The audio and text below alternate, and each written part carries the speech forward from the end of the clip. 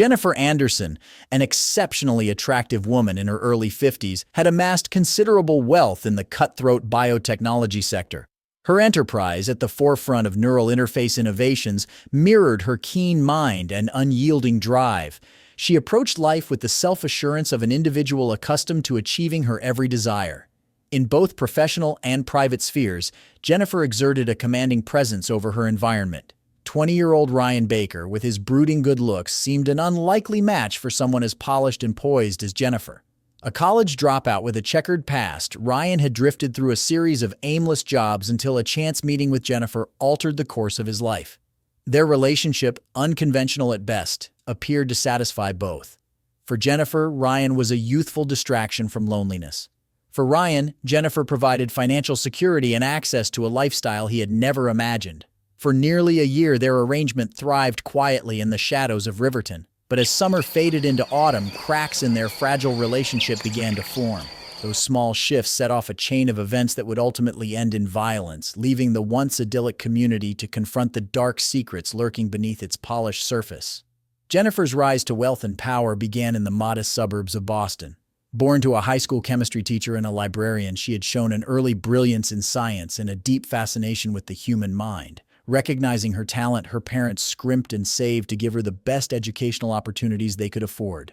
At just 16, her life changed dramatically when a science fair project on neurotransmitters caught the attention of an MIT professor. Impressed by her talent, he became her mentor, guiding her into the prestigious neuroscience program at MIT. It was at MIT where Jennifer's ambition truly ignited. During her graduate studies, her research into neuroplasticity caught the eye of several biotech startups. By 25, she had secured her first patent and launched her own company focused on brain-computer interfaces. Under her leadership, the company thrived, its stock price soaring as her breakthroughs made headlines.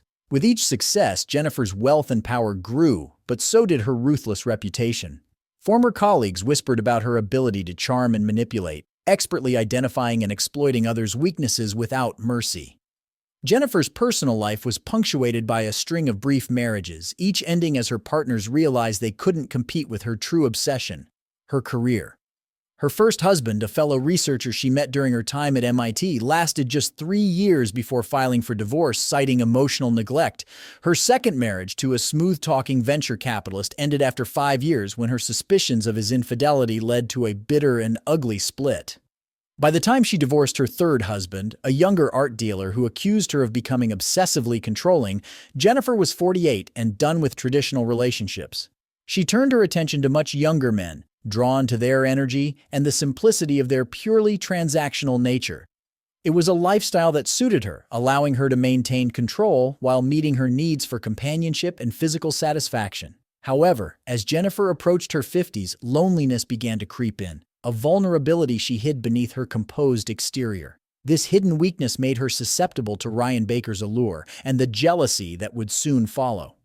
Ryan Baker's upbringing couldn't have been more different from Jennifer's. Born into a struggling family in rural Pennsylvania, Ryan was the youngest of 4 children.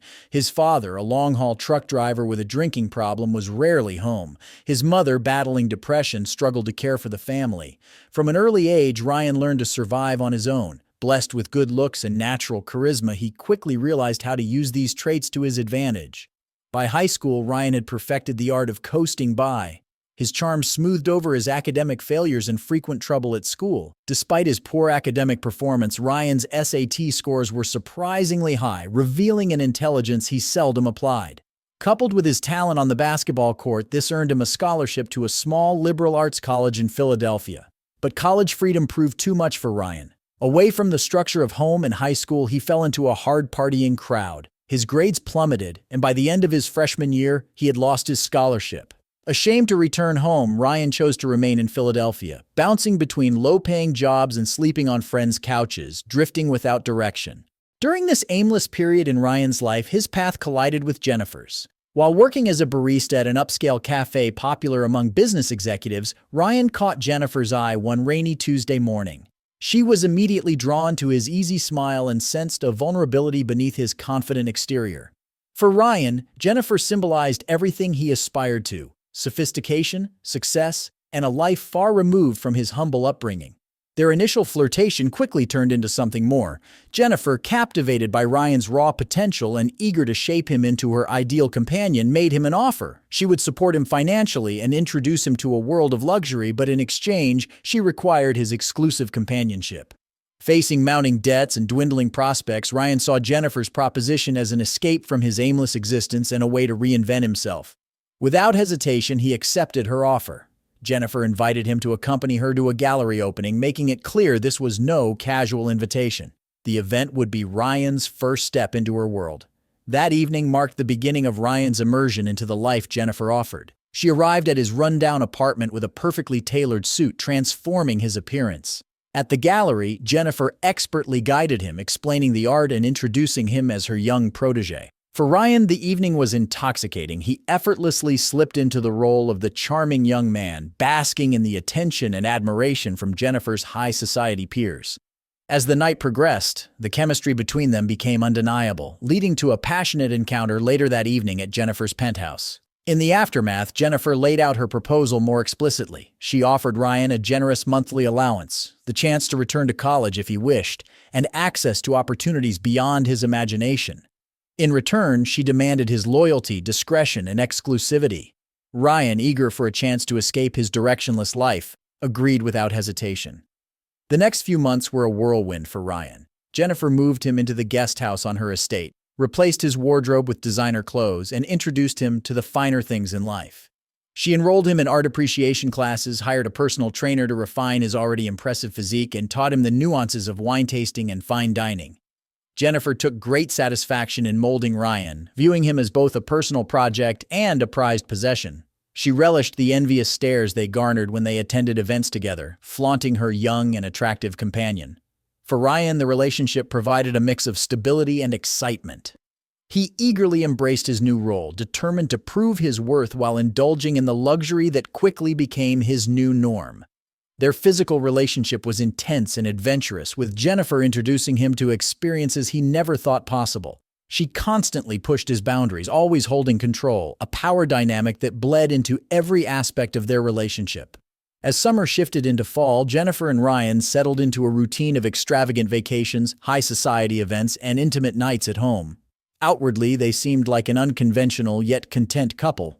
However, beneath the surface, a toxic blend of dependency and obsession began to take root, laying the groundwork for the chaos that was soon to follow. The fragile balance of their relationship was thrown into turmoil with the arrival of Arya Thornton, a 20-year-old art history student at the local university. Arya entered their lives almost innocuously, working as a part-time docent at the Museum of Modern Art. Ryan encountered her during one of his frequent visits to the museum, a habit Jennifer had encouraged to refine his knowledge of art. Arya was leading a tour, her passion for the artwork shining through in her lively descriptions and insightful commentary. Ryan was immediately drawn to her enthusiasm, a stark contrast to Jennifer's calculated appreciation of art as a symbol of status. After the tour, Ryan approached Arya, striking up a conversation about the exhibit. Their dialogue flowed effortlessly, filled with shared laughter and a genuine connection. For the first time in months, Ryan felt truly noticed for who he was, rather than as an accessory to Jennifer. Arya, with her vibrant energy and infectious laughter, embodied everything Jennifer was not. While Jennifer was composed and restrained, Arya was spontaneous and full of life, sparking something inside Ryan that he hadn't felt in a long time. Ryan found himself drawn to Arya's youth and energy, a reminder of the friendships and peer connections he had sacrificed for his arrangement with Jennifer. In the weeks that followed, Ryan's visits to the museum became more frequent, always timed with Arya's shifts. Their friendship grew quickly, fueled by shared interests in art, music, and philosophy. Arya introduced him to her world, college parties, indie film screenings, and late-night conversations at 24-hour diners. For Ryan, these moments were a refreshing escape. He rediscovered parts of himself that had been stifled in his relationship with Jennifer, including his long-buried passion for art. Encouraged by Arya, Ryan began exploring photography, and she even gifted him a vintage camera she'd found at a flea market. As he spent more time with her, Ryan started to reevaluate his relationship with Jennifer. The difference between the authentic connection he shared with Arya and the transactional nature of his arrangement with Jennifer became glaringly obvious. He found himself inventing reasons to be away from Jennifer's estate, his thoughts constantly drifting back to Arya. What Ryan didn't realize was that his behavior hadn't escaped Jennifer's notice. Her sharp instincts, honed by years of navigating the cutthroat corporate world, sensed the shift in their relationship. As Ryan grew distant, Jennifer's need to control him only deepened, setting the stage for the storm that would ultimately lead to tragedy. The first signs of trouble were barely noticeable. Jennifer began seeing Ryan checking his phone more often, his face lighting up at certain messages. He started spending more and more time at the museum, explaining it away as a newfound passion for contemporary art. While Jennifer initially supported his interest, suspicion began to creep in. One evening, as they were preparing for a charity gala, Jennifer casually asked Ryan about his day at the museum. His response was enthusiastic, filled with excitement over a new exhibition. But when he mentioned Arya, the knowledgeable docent, Jennifer's radar went off. The way Ryan's eyes sparkled when he spoke of her set off warning bells in Jennifer's mind. Deciding she needed to uncover the truth, Jennifer began watching Ryan more closely. Jennifer installed a GPS tracker on Ryan's phone, disguising it as a routine security update. She also hired a private investigator to follow him during his outings. The reports she received confirmed her worst fears. Ryan was spending a significant amount of time with a young woman, and their body language indicated a clear attraction. As evidence of Ryan's growing connection with Arya piled up, Jennifer's jealousy deepened. She swung between cold detachment and desperate clinginess, her moods becoming increasingly erratic. One moment, she lavished Ryan with expensive gifts. The next, she bombarded him with passive-aggressive remarks and thinly veiled threats. Jennifer's escalating paranoia began to spill into her work. She became distracted during important meetings, snapping at employees over minor issues. Her assistant noticed a growing number of empty wine bottles in Jennifer's office trash bin, a sign that she was using alcohol to cope. Unable to hold back any longer, Jennifer confronted Ryan after he came home late one night. She demanded to know where he had been, accusing him of betraying her trust. Caught off guard, Ryan tried to downplay his friendship with Arya, insisting that Jennifer was overreacting. The argument quickly escalated. Jennifer reminded Ryan of everything she had done for him, implying that he owed her loyalty in return. This confrontation marked a critical shift in their relationship. Feeling trapped and suffocated by Jennifer's possessiveness, Ryan pulled away even further. He became more secretive with his phone, took care not to mention Arya, and concocted increasingly elaborate excuses for his absences.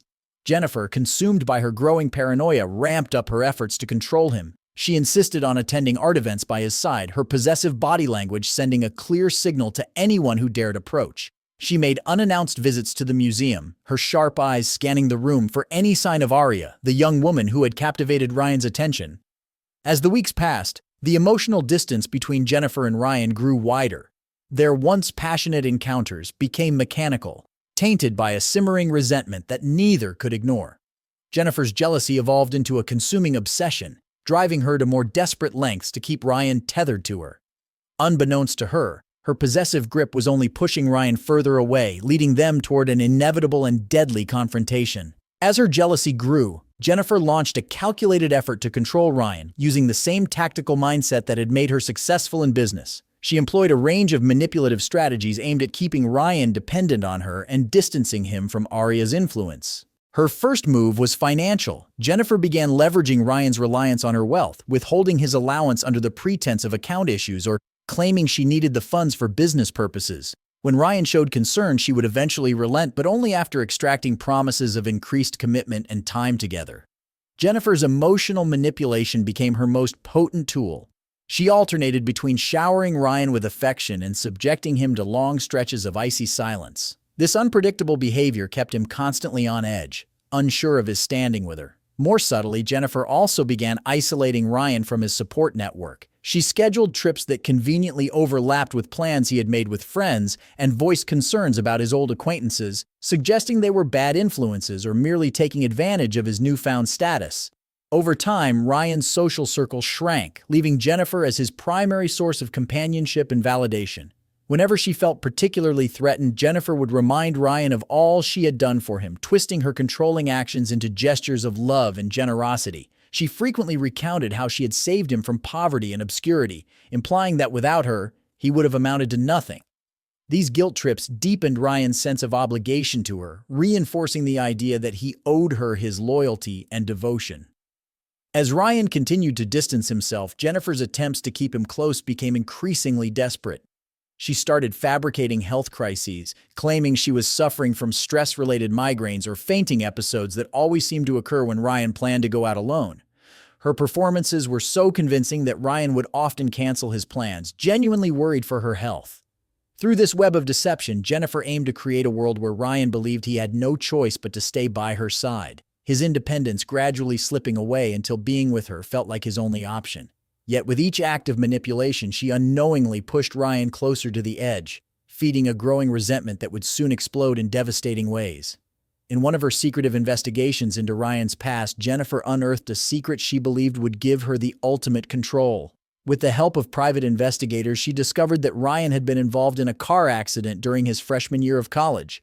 The accident had severely injured another student, but in a panic, Ryan had fled the scene. The case had gone cold due to insufficient evidence, but Jennifer now had the missing pieces.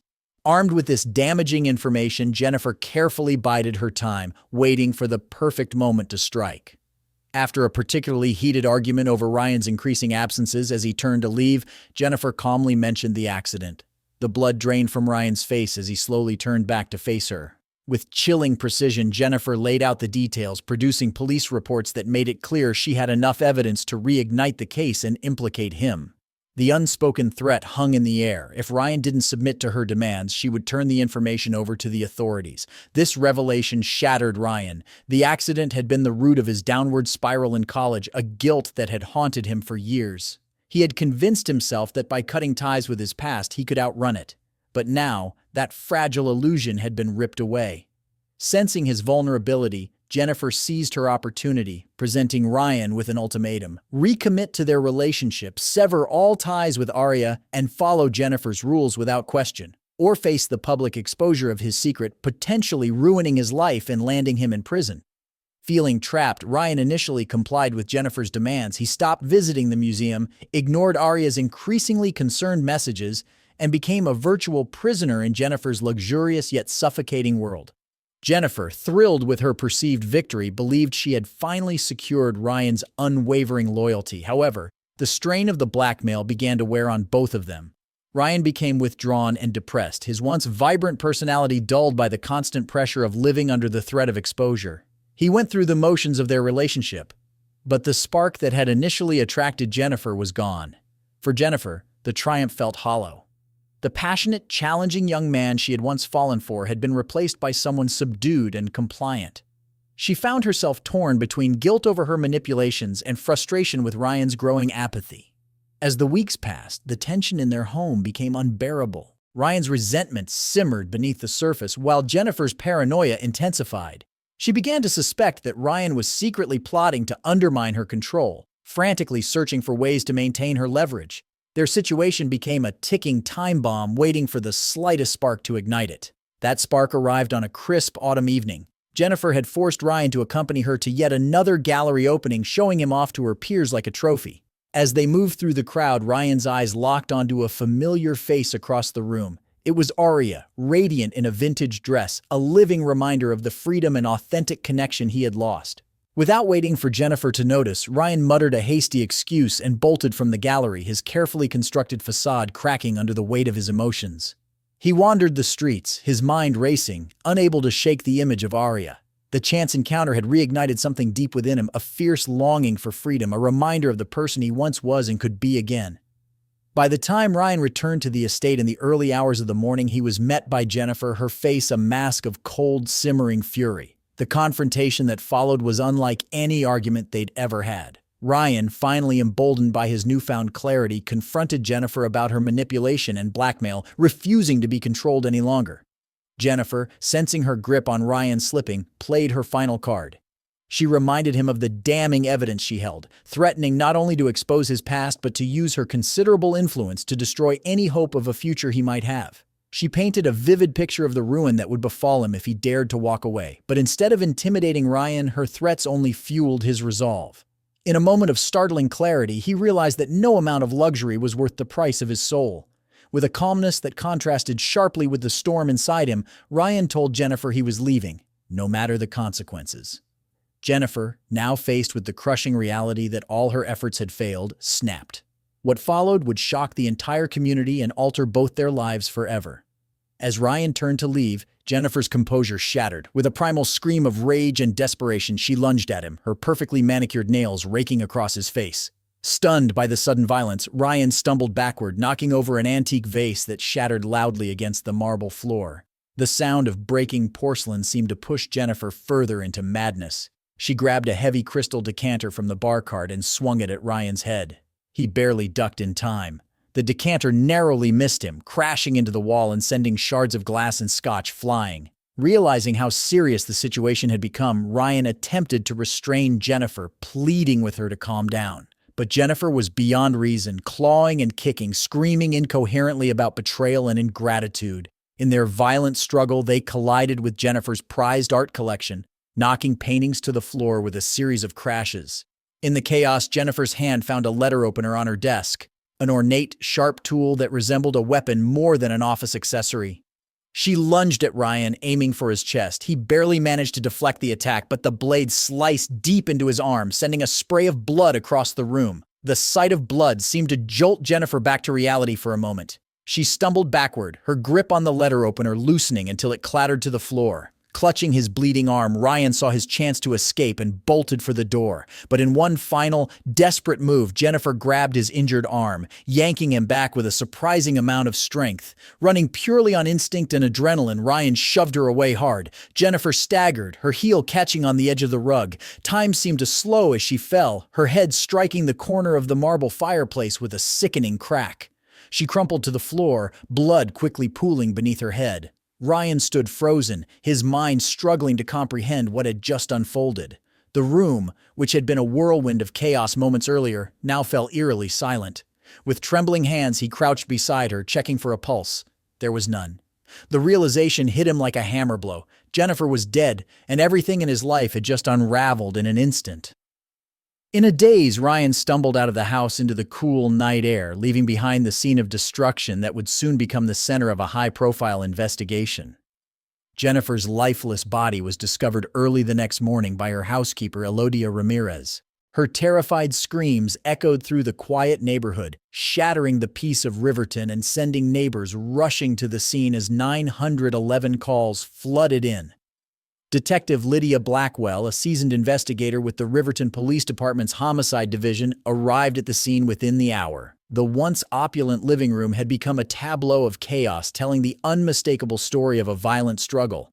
As she carefully stepped through the broken glass, the crunch beneath her feet punctuated the grim atmosphere.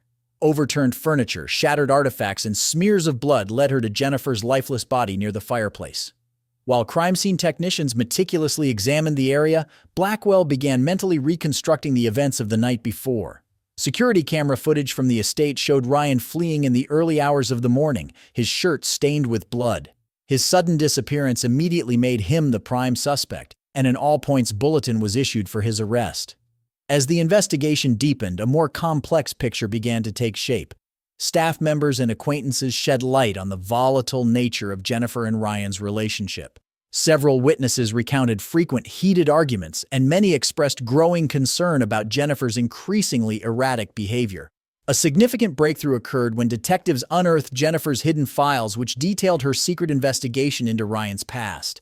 The evidence of blackmail introduced a new layer to the case, hinting that Ryan's actions might have been driven by desperation rather than premeditated murder.